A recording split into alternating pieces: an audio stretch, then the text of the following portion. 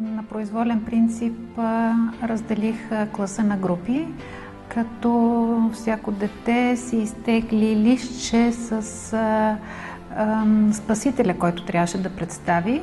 Групите бяха абсолютно неформално образувани. Трябваше да ги мотивирам, като обясних, че всяка професия е изключително важна и отговорна. Следващия етап беше работа в компютърния кабинет. Работата им се видя много интересна и това вече ги провокира да потърсят доста повече информация. Имаше неща в урока, които аз също научих за първи път. След това децата сами подготвиха представянето. Те решиха кой какво ще представи, как ще се представи цялата група. Това беше отборната работа. Защо избрах този начин на представяне на урока? Първо, защото не харесвам шаблоните, готовите рамки на някакъв урок. Второ, беше много важно всяка от групите да научи нещо ново за съответната, за представената професия.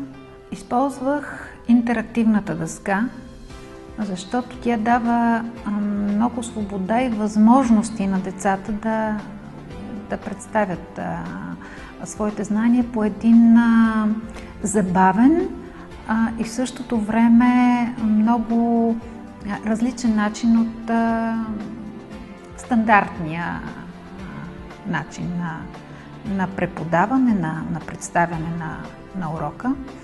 Постарах се също така и цветово да представя професиите от естетическа гледна точка. Опитах се да свържа цветовете с професиите, като предварително бях помолила да си набавят 5 цвята. Съответно червения за лекарите, оранжев за пожарникарите, зелен за планинските спасители, светлосин за спасителите на плажа и тъмносин за полицаите. Как да различим спасителите? Това беше една от основните задачи, която си бях поставила, показвайки им отличителните белези на съответните служби. Защото в една такава бедствена ситуация, независимо каква е, според мен е много важно първо да запазиш самообладание и второ да знаеш какво да правиш. В целият процес на подготовката на този урок лично аз не срещнах трудности, защото познавам добре децата. Работим вече 3 години с тях и си мисля, че повече техническата част ме притесняваше как ще тръгнат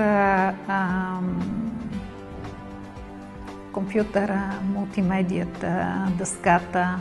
По-скоро такива притеснения имах от технически характер.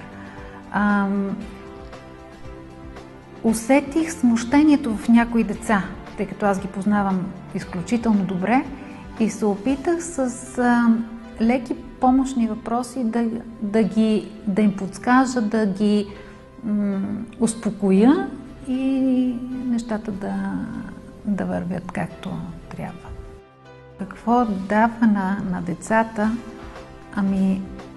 Те са много по-освободени, много по-търсещи и в тази връзка съм сигурна, че ако им поставиш някаква конкретна друга задача, те вече ще могат да се справят по-добре. Тоест, те добиват опит.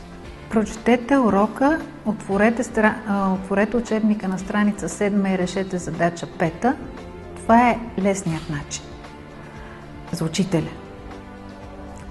Но за децата е безкрайно скучен. Правейки един такъв по-разчупен урок с много игри вътре, По този начин провокирам децата сами да стигнат до знанието. Защото едно знание, което е не само знание, един продукт, който си направил сам, е много по-ценен, защото знаеш колко много усилия си вложил, за да го направиш. И смятам, че по този начин знанията, които придобиват, имат по-голяма дълготрайност. Да направиш един такъв урок не е лесно, но лично за мен беше много приятно. Малцина са колегите, които се нагърбват с тая задача. Малцина са колегите, които биха работили такъв урок, просто защото се страхуват от новото. Нямам страх от новото, напротив, за бъдеще смятам да продължавам да работя с децата и всичко ново е добре дошло в моята класна стая.